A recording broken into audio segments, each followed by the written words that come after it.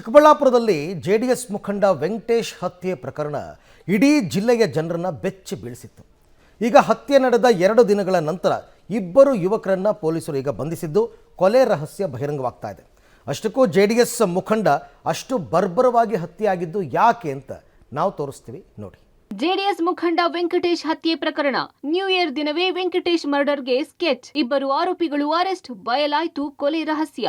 ಜನವರಿ 3ರಂದು ಚಿಕ್ಕಬಳ್ಳಾಪುರ ತಾಲೂಕಿನ ತಮ್ಮನಾಯಕನಹಳ್ಳಿ ಬಳಿ ಗ್ರಾಮದ ಜೆಡಿಎಸ್ ಮುಖಂಡ ವೆಂಕಟೇಶ್ನನ್ನ ಬರ್ಬರವಾಗಿ ಕೊಲೆ ಮಾಡಲಾಗಿತ್ತು. ಪ್ರಕರಣ ದಾಖಲಿಸಿಕೊಂಡಿದ್ದ ಚಿಕ್ಕಬಳ್ಳಾಪುರ ಗ್ರಾಮಾಂತರ ಪೊಲೀಸರು ಜಾತವಾರ ಹೊಸಹಳ್ಳಿ ಗ್ರಾಮದ ಧನರಾಜ್ ಹಾಗೂ ಸತೀಶ್ನನ್ನ ಬಂಧಿಸಿ ವಿಚಾರಣೆ ನಡೆಸಿದ್ರು. ಈ ವೇಳೆ ಆರೋಪಿಗಳು ಕೊಲೆಯ ಅಸಲಿಯತ್ತು ಬಿಚ್ಚಿಟ್ಟಿದ್ದಾರೆ. ಕೊಲೆಯಾಗಿರೋ ವೆಂಕಟೇಶ್ ಧನರಾಜ್ ಸ್ನೇಹಿತ ಅರವಿಂದ್ ಮೇಲೆ 3-4 ತಿಂಗಳ ಹಿಂದೆ ಬಾರ್ ಬಳಿ ಹಲ್ಲೆ ಮಾಡಿದ್ದ. ಆಗ ಧನರಾಜ್ ಅರವಿಂದ್ ಸಹಾಯಕ್ಕೆ ಬಂದಿದ್ದ. ಅಲ್ಲದೆ ಧನರಾಜ್ ಮೇಲೂ ವೆಂಕಟೇಶ್ ಹಲ್ಲೆ ಮಾಡಿದ್ದ. ಇನ್ನು ಇದಾದ ನಂತರ ಅರವಿಂದ್ ಊರು ಬಿಟ್ಟು ಪರಾರಿಯಾಗಿದ್ರೆ ಧನರಾಜ್ ಮತ್ತೋರ್ವ ಸ್ನೇಹಿತ ಸತೀಶ್ನ ಜೊತೆ ಓಡಾಡಿಕೊಂಡಿದ್ದ. ಆದ್ರೆ ವೆಂಕಟೇಶ್ ಧನರಾಜ್ ಹಾಗೂ ಸತೀಶ್ ಎಲ್ಲೇ ಕಂಡ್ರು ಮತ್ತೆ ಆವಾಜ್ ಹಾಕೋದು, ಬೆದರಿಸೋದು ಮಾಡ್ತಿದ್ದನಂತೆ.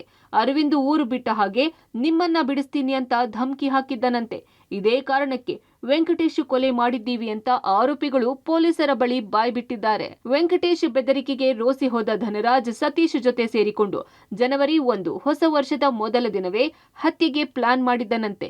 ಆದ್ರೆ ಅಂದು ವೆಂಕಟೇಶ್ ಜಸ್ಟ್ ಮಿಸ್ ಆಗಿದ್ದಾನೆ. ಹೀಗಾಗಿ ಮತ್ತೆ ಜನವರಿ 3ರಂದು ಅದೇ ತಮ್ಮನಾಯಕನಹಳ್ಳಿ ಗೇಟ್ ಬಳಿ ಹೊಂಚಿ ಹಾಕಿ ಕೂತಿದ್ದ ಆರೋಪಿಗಳು ವೆಂಕಟೇಶ್ ಸ್ಕೂಟಿಯಲ್ಲಿ ಬರ್ತಿದ್ದ ಹಾಗೆ ಅಟ್ಯಾಕ್ ಮಾಡಿದ್ರು.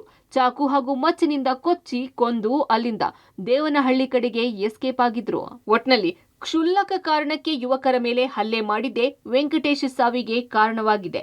ಸದ್ಯ ಚಿಕ್ಕಬಳ್ಳಾಪುರ ಗ್ರಾಮಾಂತರ ಪೊಲೀಸರು ಧನರಾಜ್ ಹಾಗೂ ಸತೀಶ್ ಇಬ್ಬರು ಕೊಲೆಗಾರರನ್ನ ಜೈಲಿಗಟ್ಟಿದ್ದಾರೆ.